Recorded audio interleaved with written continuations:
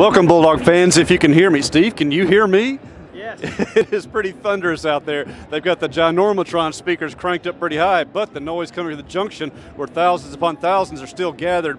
It seems a big event is about to take place here on the Mississippi State campus, Steve. David, it's true. And this is why you come to the Southeastern Conference. A chance to play against one of the nation's elite in your own backyard with your fans here cheering you on, ringing cowbells. It's going to be a great environment. All right. I know you had a busy book signing there, but what have you been able to catch up with? Let's start with what people want to know in the pregame. Talk about you expect a really big visit to Crew this weekend. Yeah, David, pretty much anybody who's anybody with Mississippi State recruiting in this state will be here. Just about all the Bulldog commitments are going to be here. A couple of Bulldog targets are here.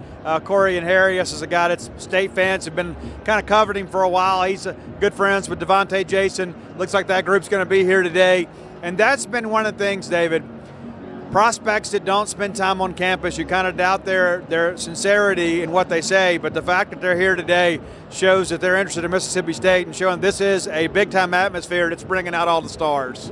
Also, while not exactly stars, only one bowl is represented. Now, that's probably a first in my experience for a Mississippi State-Alabama game, have just one, but it is a big one. It's the Citrus Bowl. That's the only bowl rep, and you can pretty well assume they're not here scouting Alabama. So that's a good point in Mississippi State's favor. However, as fans who are keeping up with scores right now, behind us, it's halftime in Georgia, Auburn, and Auburn's threatening to throw a monkey wrench into a lot of fine plans, both the playoff and at-large berth. So when something like that happens, you know, this is a chance for Mississippi State to really make a play. If they can pull off something, they can rattle a lot of national cages tonight.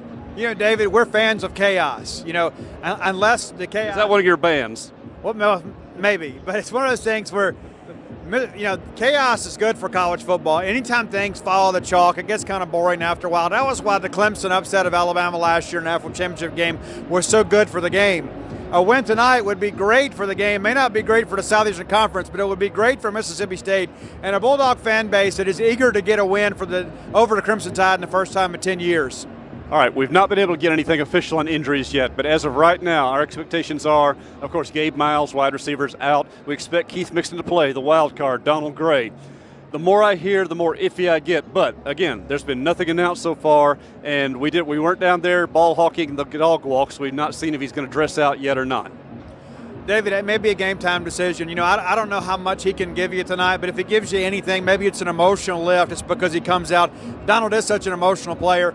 So if he comes out and makes any contribution, that is a bonus for these Bulldogs. They're going to have to pass a little bit to keep those safeties out of the box and give the Bulldog offensive line opportunity to open up some running lanes. And this obviously is a game where you don't make mistakes. Well, Mississippi State's not made a lot of mistakes. They're leading the league in fewest sacks allowed. They're leading the league in fewest offensive fumbles allowed. They have not made mistakes.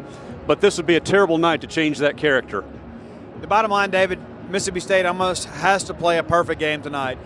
Not necessarily where everything goes to script, but they have to play their best football. They have to rise to the moment and rise to this challenge and play a little bit above their heads. And the Bulldogs are going to need one or two guys to possibly have career-type games.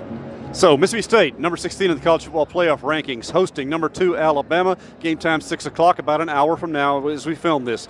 We'll be on Twitter. We'll be on Gene's page 24/7 with Robbie and Paul keeping a running chart on events there. So we'll keep you updated on injuries, lineup changes. They're going to announce the lineup in about another 30 minutes, but as we know, that's not always the official lineup. So we'll keep an eye out to see if Donald Gray is announced or not. Otherwise, be following us there, and Steve and I will be talking after the game, hopefully after what? Yes, I was there in 1980. I would love years from now to say I was there in 2017. So for Steve Robertson, for Paul Jones, Robbie Falk, Mike Nemeth, and Gene Swindoll, this is David Murray from Scott Field.